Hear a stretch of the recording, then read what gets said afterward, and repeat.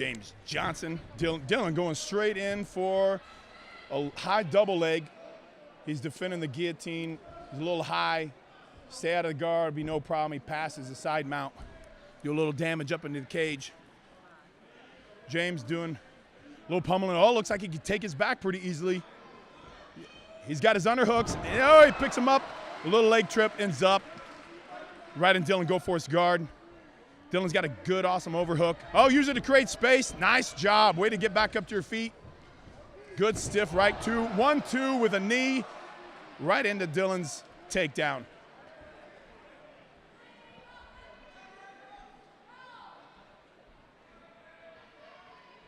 Nothing too committed here, just a little pop shots.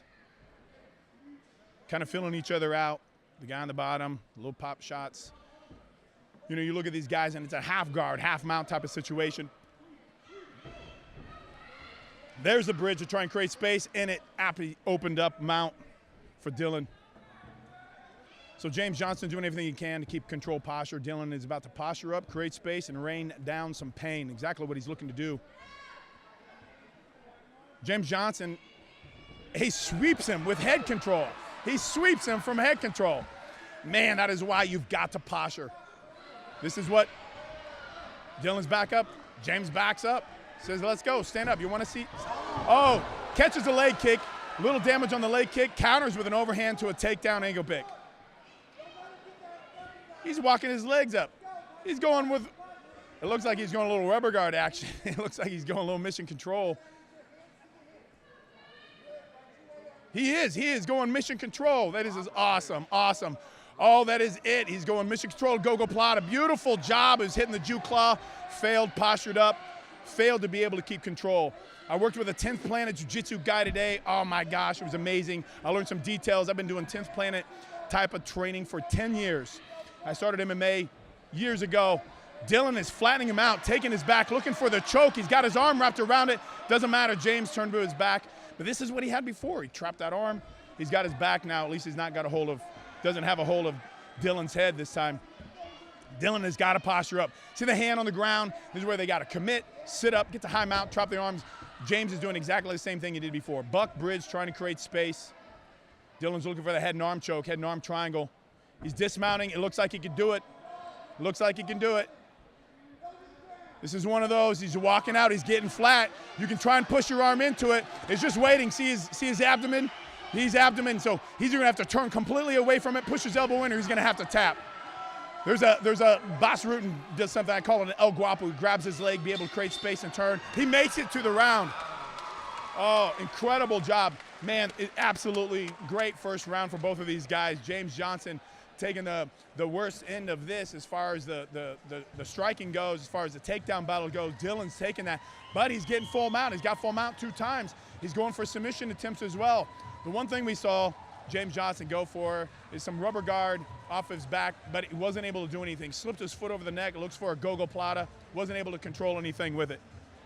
Here we go. We got the 1-minute rest going on.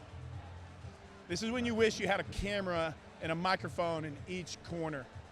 Listening to the coach, telling them, "What are you doing? You listen to Winklejohn out of Albuquerque. You listen to them, and they're so calm, and they're so collected." He just has a conversation with his fighters just like this, and we're breathing, and okay, so I need to keep your hands up, listen, you know, and that's what I was telling my fighters tonight. This is nothing different. You're on the mats, you're just 4 foot in the air. Nothing different than you've been trained already. How many rounds of sparring do you do?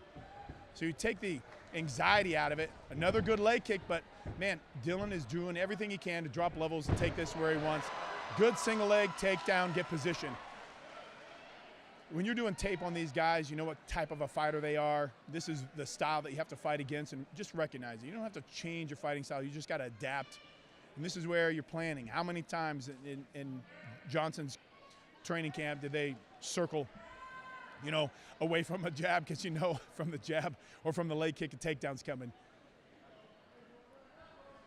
Strapping the arm so we can get that knee on the belly. Got it again, right in full mount.